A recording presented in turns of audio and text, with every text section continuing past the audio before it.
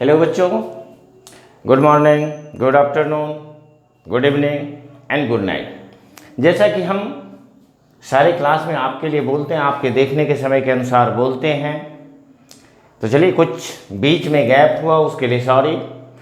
अब हम नेक्स्ट आगे का टॉपिक शुरू करते हैं कि जैसे सबसे पहले इलेक्ट्रोस्टैटिक्स में हम लोग पढ़े थे इलेक्ट्रिक डायपोल विद्युत द्विध्रुव। तो विद्युत द्विध्रुव के लिए आपने पढ़ा था कि एक्सियल पॉइंट पे कि जब पॉइंट इसका जैसे कि आपका अगर ये कोई डायपोल है तो एक निगेटिव चार्ज होगा और एक क्या होगा, पॉजिटिव चार्ज होगा, और ये बीच का डिस्टेंस क्या होता है 2a, बीच का डिस्टेंस होता है 2a, क्लियर। और इसके लिए जब हम इसके एक्सिस के किसी पॉइंट पर इलेक्ट्रिक फील्ड का मान निकालते हैं, जैसे ये पॉइंट P है तो ये आपका एक्सियल है और ये आपका सेंटर है। सेंटर से डिस्टेंस कितना है r, तो सेंटर से डिस्टेंस है r। तो सबसे पहले अगर हम फार्मूला की बात करें आपसे, तो इसमें जो हम लोगों ने फार्मूला निकाला था, तो सबसे पहले आपने फार्मूला निकाला था डायपोल मोमेंट, और डायपोल मोमेंट बराबर क्या होता है Q इंटू टू ए, क्लियर। ना अगर हम लोग एक्सियल पॉइंट पे कि जब आपका पॉइंट कहां पर है, एक्सिस पर स्थित है, तो जब एक्सिस पर पॉइंट स्थित है तो उसके लिए इलेक्ट्रिक फील्ड होता है EA और K2P by RQ, 2P by RQ, clear. Now यही पॉइंट जब आपका इक्वेटोरियल पर चला जाता है, विषुवतीय तल पर चला जाता है, जैसे में आप देखें कि ये आपका इलेक्ट्रिक डायपोल है, ये नेगेटिव चार्ज है, ये पॉजिटिव चार्ज है, और यहाँ से इसके जस्ट सेंटर से जस्ट 90 डिग्री ऊपर अगर ये पॉइंट है तो इसे हम क्या कहते हैं, इक्वेटोरियल प्लेन। कि पॉइंट कहाँ पर है, इक्वेटोरियल प्लेन पर है। और जब पॉइंट आपका इक्वेटोरियल प्लेन पर होता है तो उस स्थिति में आपका इलेक्ट्रिक फील्ड होता है K P बाय RQ। बाकी दोनों पॉइंट का जब हम कंपैरिजन करते हैं, एक्सियल पॉइंट और इक्वेटोरियल पॉइंट, तो एक्सियल पॉइंट और इक्वेटोरियल पॉइंट का जब कंपैरिजन करते हैं तो उस स्थिति में अगर आपका सेम डायपोल है और डिस्टेंस सेम है, तो डिस्टेंस सेम है तो दोनों का रेशियो हमें क्या निकला था, एक्सियल बाय इक्वेटोरियल, और एक्सियल बाय इक्वेटोरियल का वैल्यू आया था 2, क्लियर। तो इट इज 2। ना एक था आपका लास्ट पॉइंट जिसके लिए हम लोगों ने क्या किया था कि ये आपका डायपोल था -Q, इट इज +Q, और सेंटर से डिस्टेंस R, और ये पॉइंट आपका कहीं पर है एट एनी पॉइंट थीटा। तो इस स्थिति में जो इलेक्ट्रिक फील्ड आया था ये आपको आया था KP बाय RQ, और ये जो वैल्यू हमें प्राप्त हुई थी ये हुई थी 3 cos square theta plus 1, clear. तो चलिए इसी पर बेस्ड कुछ न्यूमेरिकल्स होंगे आपके लिए, ओके फिनिश। तो ये आपके एक जगह के डायपोल के फार्मूला है, और इससे आगे हम आपका शुरू करते हैं, okay.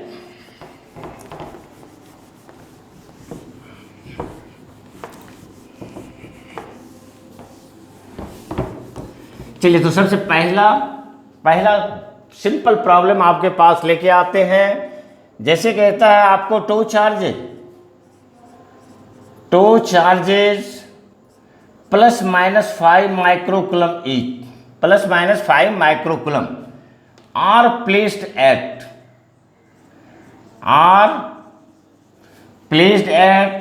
5 mm apart, clear finish, कहीं कोई दिक्कत नहीं है आपका। और ये कहते हैं कैलकुलेट डायपोल मोमेंट। तो कैलकुलेट डायपोल मोमेंट, चलिए बहुत इजी है, बना सकते हैं, आप बना लीजिए। कि जैसे आपको कहता है कि दो आवेश ±5 माइक्रोकूलम 5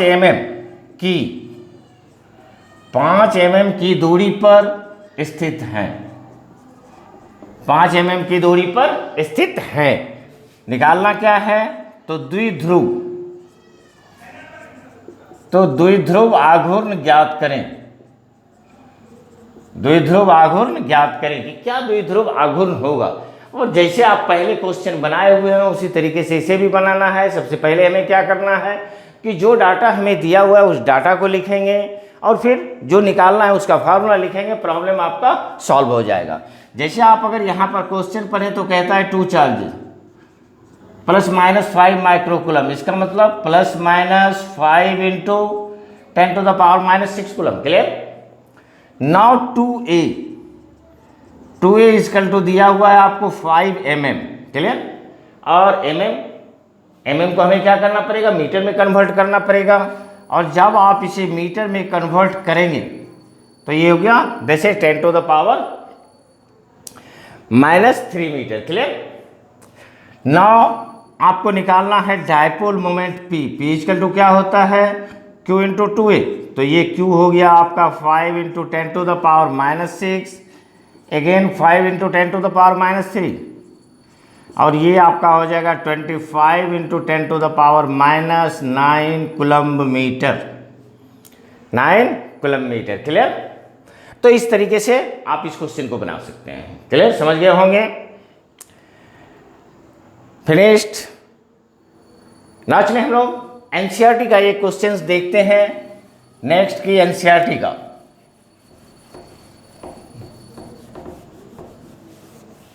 क्लियर, ये आप समझ गए होंगे। ना देखिए ये यहां पर एनसीईआरटी का क्वेश्चन है आपका, कहता है कि 2 charges 2.5 into 10⁻⁻7 coulomb and -2.5 into 10⁻⁻7 coulomb 7 coulomb are located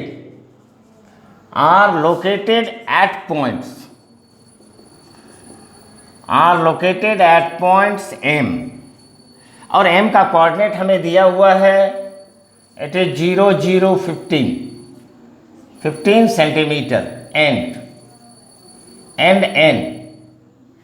N का कोऑर्डिनेट आपको दिया है 0 0 -15 centimetre, -15 centimetre. Calculate dipole moment, clear कि डायपोल मोमेंट कैलकुलेट करें। अगेन अगर आप इस क्वेश्चन को देखें तो सेम टाइप का क्वेश्चन है। तो ये कहता है कि दो आवेश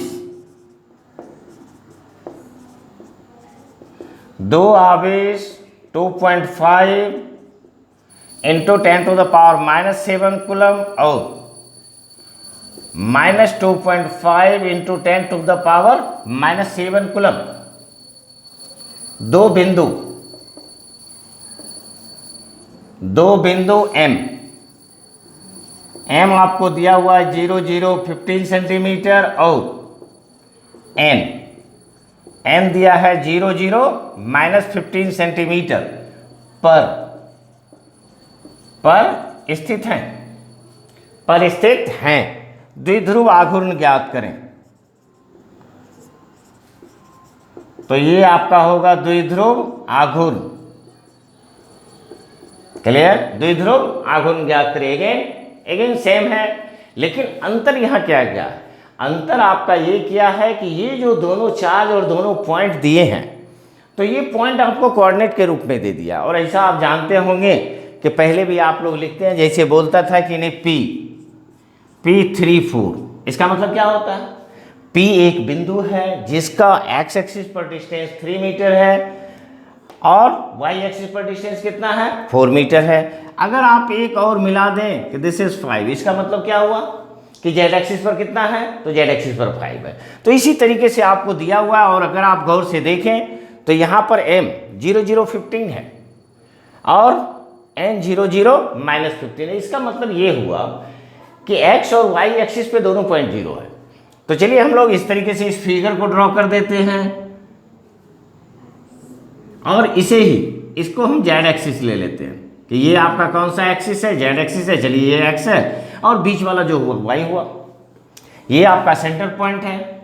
चलिए m पॉइंट कहाँ पर है आपका? तो m पॉइंट यहाँ पर है और इसका कोऑर्डिनेट है 0 0 15 सेंटीमीटर। क्लियर। और एंड पॉइंट आपका कहता है माइनस में है, तो ये आपका हो जाएगा 0 0 -15, इट इज -15 सेंटीमीटर। क्लियर।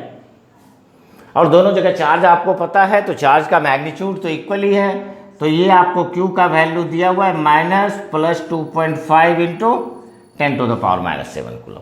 अब बात आती है कि जब हमें डायपोल मोमेंट निकालना है, तो dipole moment P equal to क्या होता है, Q इंटू 2a, और 2a का मतलब इस दो चार्ज के बीच का दूरी कि distance between two charges, distance between two charges. और आप गौर से देखें तो डिस्टेंस बिटवीन यहाँ पर सेंटर से ऊपर 15, फिर सेंटर से नीचे 15, टोटल डिस्टेंस कितना हुआ 30।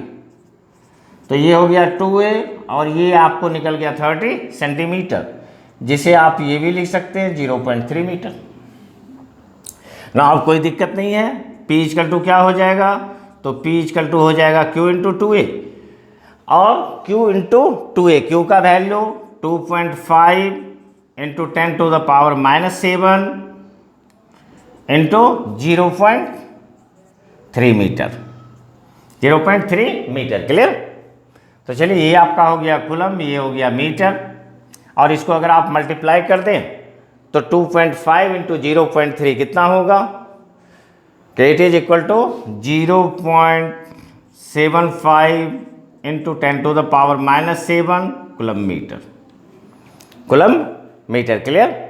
बाकी आप चाहें तो 7.5 भी इसे बना सकते हैं, तो 7.5 अगर बनाएंगे तो कितना हो जाएगा, 10 से मल्टीप्लाई कर देंगे, 10 से डिवाइड कर देंगे, तो 10 से मल्टीप्लाई 10 से डिवाइड, और ये आपको आ जाएगा 7.5 इंटू 10⁻⁻8 कूलम मीटर।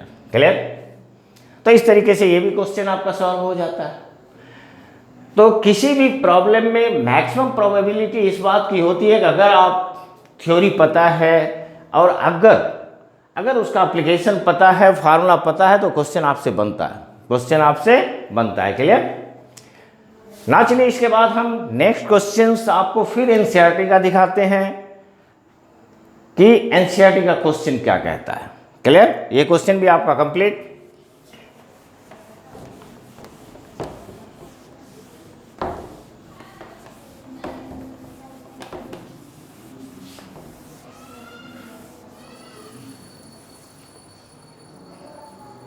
कि देखिए यहां पर ये क्वेश्चन आपको कह रहा है कि टू चार्जेज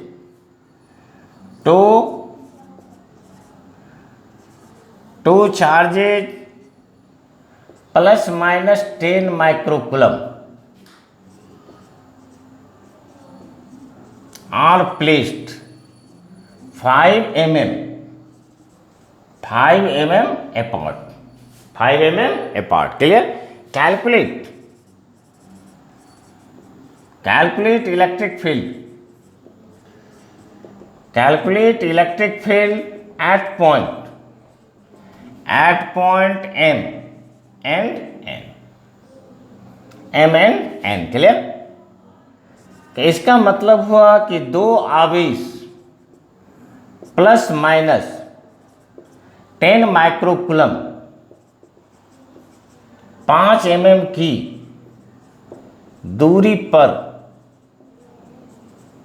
दूरी पर स्थित है।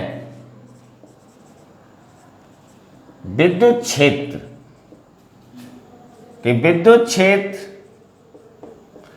क्षेत्र ज्ञात करें। स्वाभाविक है कि एम और एन पॉइंट दिया है तो आपको फिगर भी देगा, और इस तरीके से हमें फिगर दिया हुआ रहता है।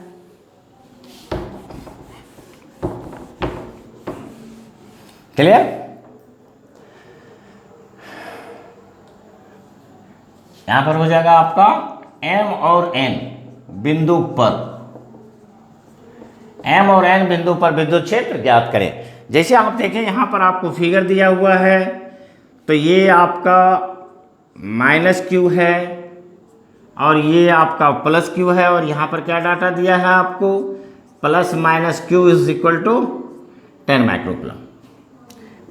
माइक्रोकूलम।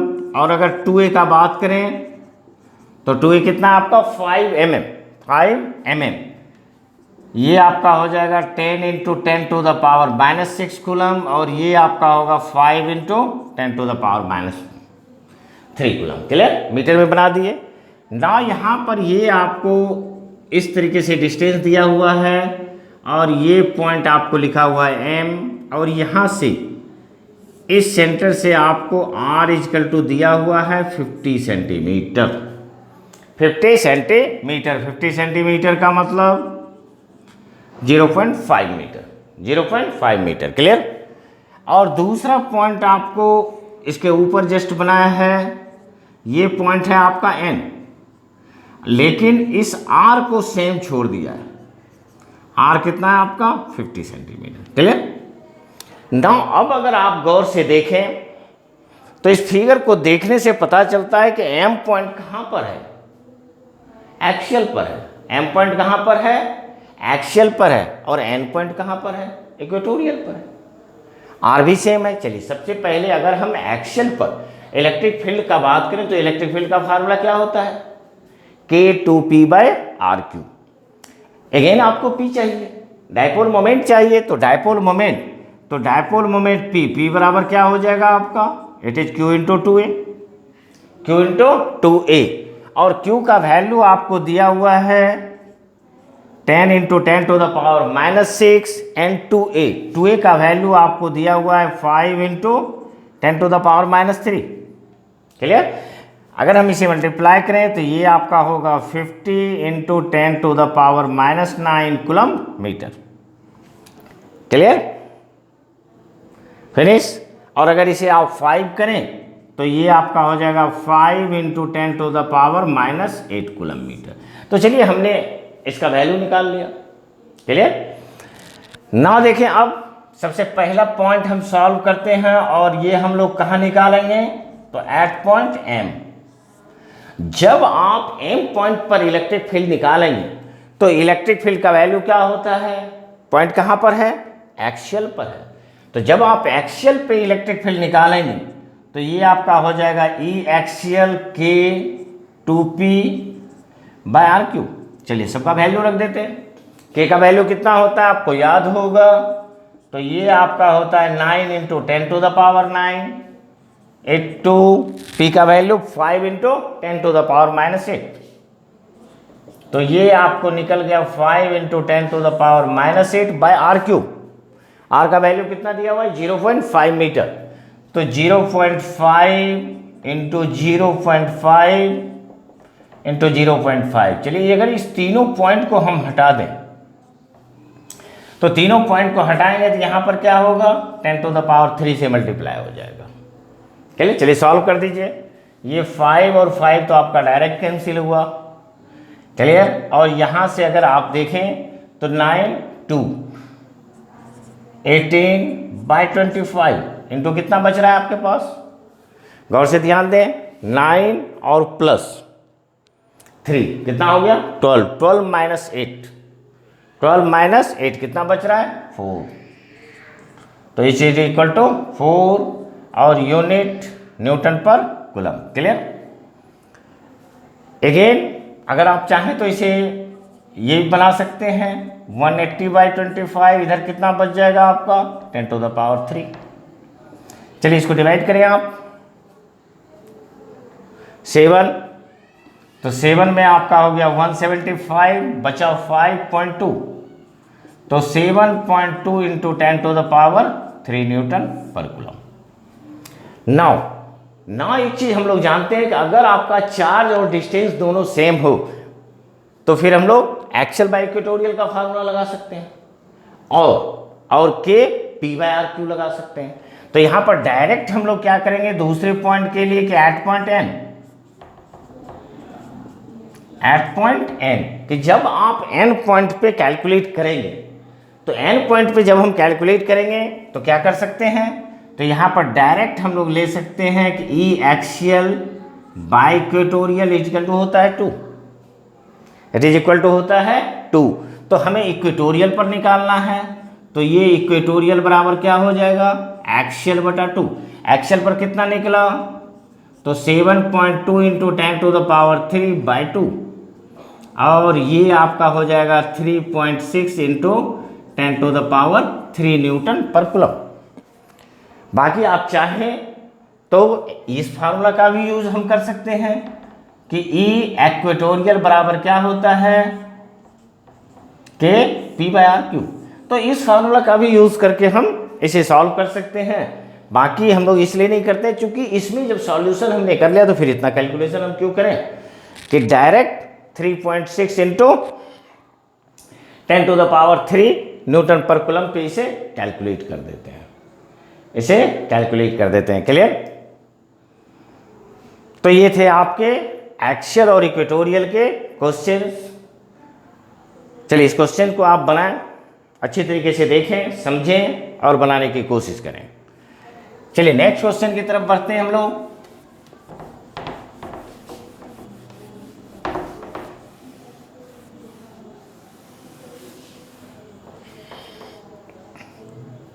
कि जैसे अगर हमें कहता है कि two dipole of same dipole moment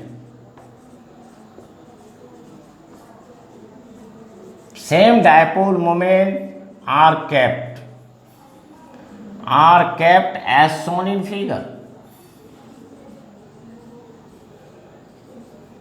clear? तो चलिए two dipole of same dipole moment are kept as shown in figure.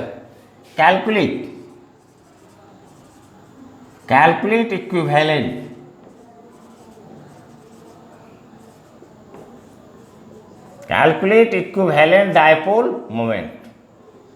Clear? इसका मतलब हुआ कि समान द्विध्रुव आघूर्ण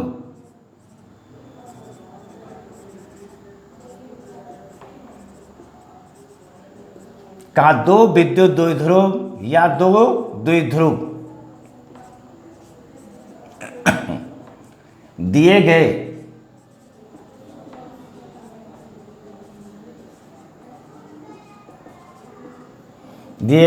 चित्रानुसार स्थित हैं, समतुल्य।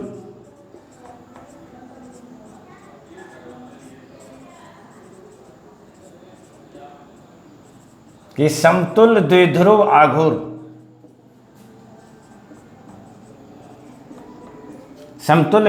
आघूर्ण ज्ञात करें। और इस तरीके से आपको फिगर दिया हुआ रहेगा कि जैसे आप देखें यहां पर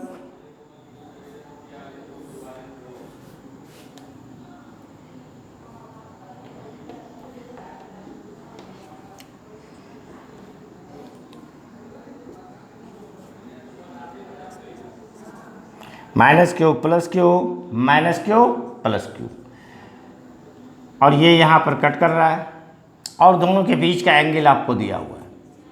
एंगल कितना दिया है? 60 डिग्री। अब आप गौर से सोचें तो चूंकि सेम डायपोल मोमेंट है और आप जानते हैं डायपोल मोमेंट का डायरेक्शन किधर होता है? डायरेक्शन होता है नेगेटिव से पॉजिटिव की ओर। इसका मतलब ये एक डायपोल मोमेंट P आपका ऊपर की ओर है और ये डायपोल मोमेंट आपका इस डायरेक्शन में काम कर रहा है, और दोनों के बीच का एंगल कितना है? तो दोनों के बीच का एंगल है 60 डिग्री। इक्विवेलेंट निकालने का फार्मूला आप जानते हैं। फार्मूला क्या होगा? तो फार्मूला होता है डायपोल मोमेंट को, चलिए P से डिनोट करते हैं, P equivalent resultant equal to क्या हो जाएगा? चलिए पहले का square P² + P² + 2P × P और क्या होता है? cos 60। आपको याद होना चाहिए क्योंकि जब भी हम लोग दो वेक्टर का रिजल्टेंट निकालते हैं तो रिजल्टेंट बराबर क्या आता था? A² + B² + 2AB cos θ, 2AB cos θ। Clear? और इसको जब आप सॉल्व करेंगे तो ये आपका हो जाएगा 2P² again 2P² cos 60 half, 2 cancel और आपको बच जाएगा √3P²। It means √3P। तो चलिए इसका इक्विवेलेंट डायपोल मोमेंट हमें कितना निकला? √3P। Coulomb metre, coulomb metre. Clear? तो इस तरीके से आप इस चीज को अच्छी तरीके से समझ गए होंगे और इसी टाइप्स के क्वेश्चन आपको इलेक्ट्रिक डायपोल में होते हैं कि बेसिक आप अगर आप देखेंगे तो इसी टाइप के क्वेश्चंस आपको मिलेंगे, आपके बोर्ड एग्जाम में मिलेंगे, हर एक एग्जाम में कि सेम लेवल और सेम टाइप का क्वेश्चंस हमें प्राप्त होता है। तो इस चीज़ को आप अच्छी तरीके से समझ गए होंगे। तो चलिए प्लीज़ इसको आप राइट करें।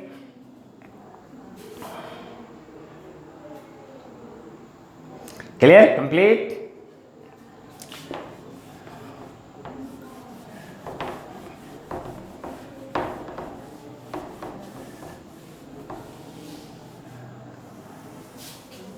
चलिए मिटा दें।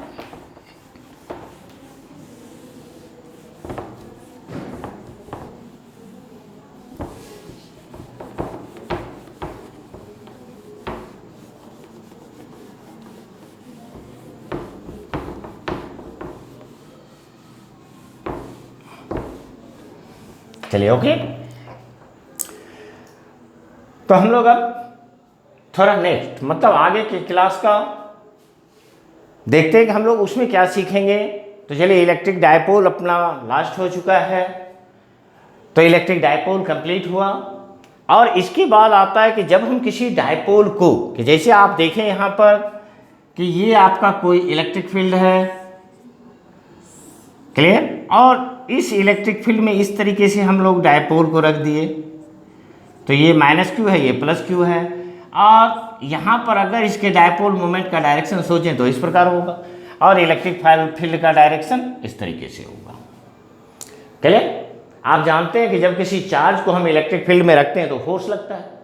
यहाँ पर की अगर बात करें तो यहाँ पर इस डायरेक्शन में आपको Q इंटू ई फोर्स लगेगा और यहाँ की बात करें तो यहाँ पर इस डायरेक्शन में Q इंटू ई फोर्स लगेगा। नेगेटिव है तो नेगेटिव चार्ज है तो इलेक्ट्रिक फील्ड के अपोजिट डायरेक्शन में फोर्स लगेगा। लेकिन सबसे बड़ी बात क्या होती है कि यहाँ पर देखें दोनों फोर्स इक्वल एंड अपोजिट है और हम लोग 11th में पढ़ते हैं कि जैसे आप देखें कि ये यहाँ पर 2 इक्वल एंड अपोजिट फोर्स है, इस तरीके से 2 इक्वल एंड अपोजिट फोर्स कि अगर हम लोग बात करें कि जैसे यहाँ पर देखें एक ये भी इक्वल एंड अपोजिट है, इक्वल एंड अपोजिट है, लेकिन इसमें क्या होगा, सेम लाइन ऑफ एक्शन पर है। कुछ फोर्स आपका इस डायरेक्शन में लग रहा है और कुछ फोर्स क्या हो रहा है, इस डायरेक्शन में लग रहा है। अगर हम इसके रिजल्टेंट का बात करें तो रिजल्टेंट क्या हो जाएगा, 0। रिजल्टेंट क्या होगा, 0। क्लियर? बात समझ रहे होंगे। लेकिन यहां पर क्या होता है, यहां पर अगर लाइन ऑफ एक्शन की बात करें तो इसका लाइन ऑफ एक्शन आपका ये है और इसका लाइन ऑफ एक्शन ये है, मतलब दोनों इक्वल एंड अपोजिट है, डिफरेंट लाइन ऑफ एक्शन है। तो ये कहता है कि जब आपका 2 equal and opposite force different line of action पे वर्क करते हैं, कार्य करते हैं, तो क्या होता है, कपल फॉर्म होता है, कपुल फॉर्म होता है और अंततः क्या होगा, टॉर्क डेवलप होगा। टॉर्क मतलब का क्या हुआ कि it is tendency to rotate. तो ये क्या करेगा कि ये इसको इस तरीके से, कि अगर आप देखें तो इसको इस तरीके से ये रोटेट करने की कोशिश करेगा और इसको हम लोग कहते हैं टॉर्क। इसको हम लोग क्या कहते हैं, टॉर्क। क्लियर? तो ये आपका बन जाएगा टॉर्क, कि जिसे हम लोग कहते हैं आघूर्ण। टॉर्क का मतलब क्या होता है, आघूर्ण, कि जब हम किसी डायपोल को इलेक्ट्रिक फील्ड में रोटेट करते हैं तो कितना टॉर्क होता है, और जब हम किसी चीज़ को रोटेट करते हैं तो हमें वर्क भी करना पड़ता है, हमें वर्क भी करना पड़ता है। तो कितना वर्क डन होगा, कि जब हम किसी डायपोल को रोटेट करेंगे तो कितना वर्क डन होगा। क्लियर? किया गया का, इसे टॉ से डिनोट करते हैं, इसे डब्ल्यू से डिनोट करते हैं। क्लियर ना? यहीं पर एक चीज और हम लोग देखेंगे, potential energy. Potential energy, potential energy का मतलब स्थितिज ऊर्जा। पोटेंशियल एनर्जी का मतलब स्थितिज ऊर्जा, की जब आप किसी डायपोल को एस्टेब्लिश करते हैं, रोटेट करते हैं, तो कितनी पोटेंशियल एनर्जी होगी, कितनी पोटेंशियल एनर्जी होगी। तो नेक्स्ट क्लास में हम इस 3 टॉपिक पे डील करेंगे। चलिए तब तक के लिए अच्छी तरीके से पढ़ते रहें, समझते रहें लाइक करें, शेयर करें, सब्सक्राइब करें। फिर नेक्स्ट क्लास में हम आपसे मिलते हैं, तब तक के लिए थैंक यू।